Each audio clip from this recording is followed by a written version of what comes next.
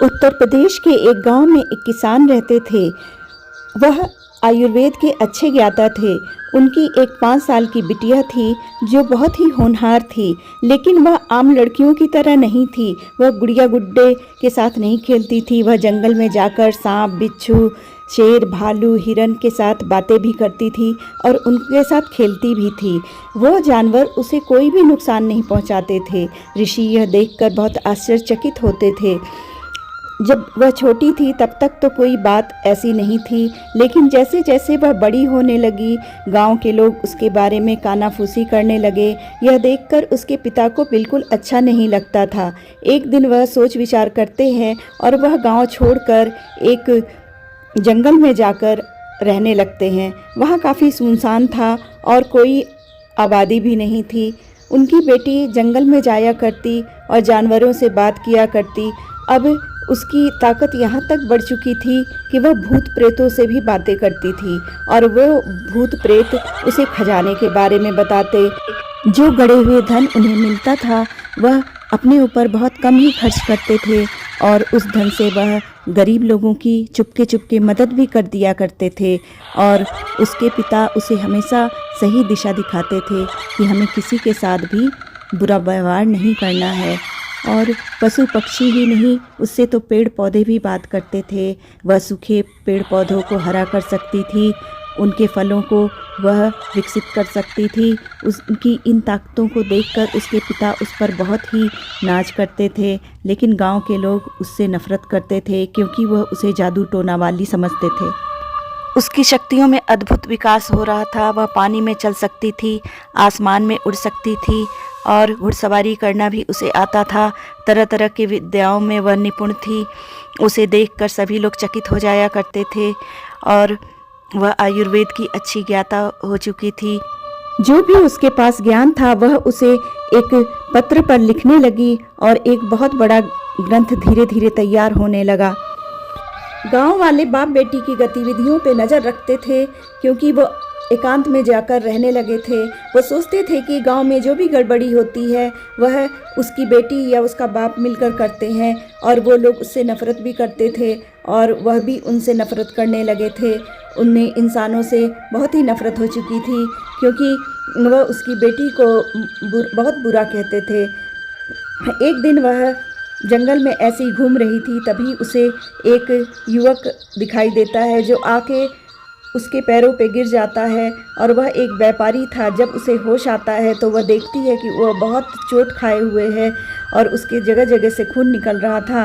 वह उसे अपने पास बैठाती है, उसकी मलहम पट्टी करती है और वह ठीक हो जाता है। जब वह उसे ध्यान से देखता है तो उसके रूप यौवन को देखकर सोचता है कि इस वीरान जंगल में इतनी सुंदर, और वह कहता है, तुम्हारी जैसी अनुपम सुंदरी मैंने आज तक नहीं देखी। क्या तुम मुझसे विवाह करोगी? अगर तुम मुझे नहीं मिली तो मैं जिंदगी भर कुंवारा ही रह जाऊंगा।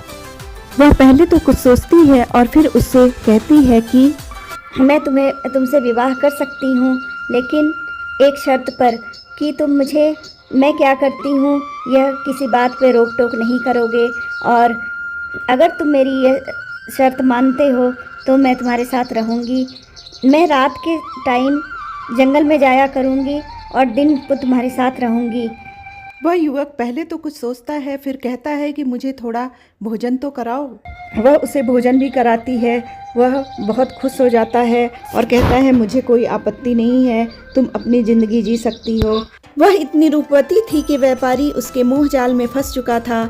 वह उसकी हर बात मानने लगा और इस अनोखे शर्त को भी वह मान जाता है और दोनों का विवाह हो जाता है और दोनों खुशी खुशी रहने लगे थे।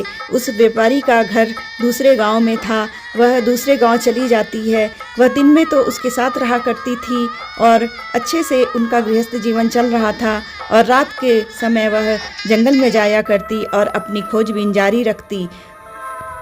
एक दिन वह जंगल में जा रही थी, तभी उसे एक राक्षस मिलता है। वह उसे बताता है कि वह तुम कोई साधारण स्त्री नहीं हो, तुम इंसान नहीं हो, बल्कि तुम एक यक्षिणी हो जो इस तरह इंसानी शरीर में फंसी हुई हो। यक्षिणियों का एक अलग ही लोक होता है और वहाँ पर ही तुम्हें जाना है। इस दुनिया में तुम्हारा कोई खास मकसद नहीं है। लीलावती, आज की रात तुम्हें तुम्हारी दुनिया में जाने का मौका मिलेगा।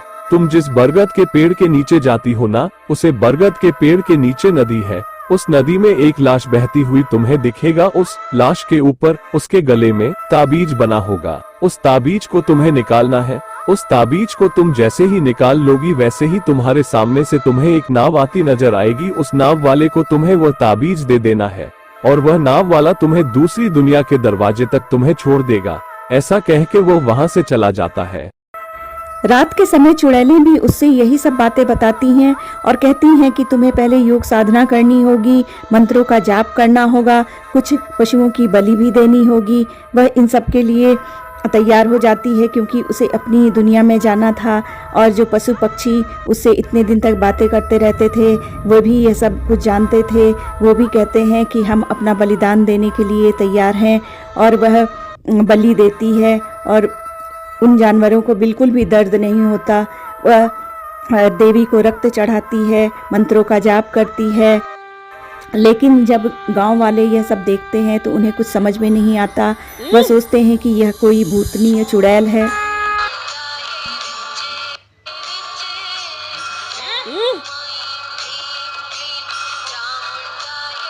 वह मंत्रों का जाप कर ही रही थी कि सामने नदी में उसे एक लाश दिखाई देती है। वह सोचती है कि यह वही लाश है। वह उसके पास जाती है और उस लाश से ताबीज उतारने लगती है। उससे ताबीज ठीक से उतरती नहीं है तो वह अपने मुंह से उसे उतारने लगती है। तब तक गांव के लोग सोचते हैं कि यह कोई इंसान को पकड़कर खा रही है, जबकि वह इंसान तो पहले से ही मरा हुआ एक लाश ही था और वो इकट्ठा होकर उसे पकड़ने लगते हैं।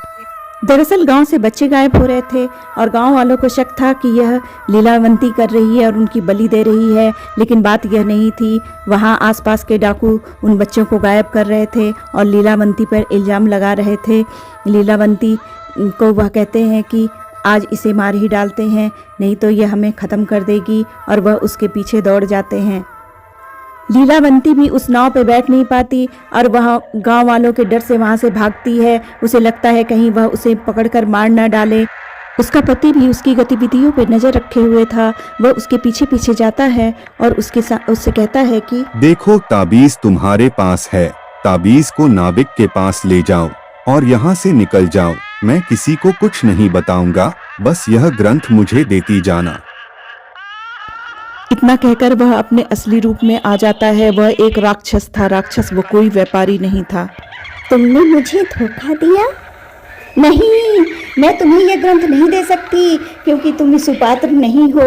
नहीं, तुम मुझसे यह ग्रंथ मत लो क्योंकि तुम इसका दुरुपयोग करोगे और मैं किसी सुपात्र को ही यह ग्रंथ दूंगी और इसी कारण मैं इसे अपने साथ ही लेकर जाऊंगी। तुम मुझे यह पुस्तक दे दो, नहीं तो मैं तुम्हें गांव वालों के हाथों सौंप दूंगा। तुम्हें पता है ना कि वह तुम्हें मार डालेंगे। मैंने तुमसे विवाह ही इसीलिए किया था क्योंकि मैं यह पुस्तक प्राप्त करना चाहता था। इस पुस्तक की सहायता से मैं गड़े हुए खजाने प्राप्त कर लूंगा और सबसे धनवान बन जाऊंगा और इस दुनिया पर राज करूंगा। मैं कोई व्यापारी नहीं, मैं तो एक राक्षस हूँ, राक्षस। लीलावंती के पास कोई चारा नहीं बचा था। वह उस ग्रंथ को उसके पास फेंकती है और कहती है, तुम तो बुरी आत्मा वाले हो। अगर तुम इस ग्रंथ को अधूरा पढ़ोगे तो तुम पागल हो जाओगे और पूरा पढ़ोगे तो मर जाओगे। यह ग्रंथ तुम्हारे लिए बहुत दुष्प्रभावी होगा और अच्छे चरित्र वालों के लिए यह सदुपयोगी होगा। इतना कहकर लीलावंती वहां से भाग जाती है।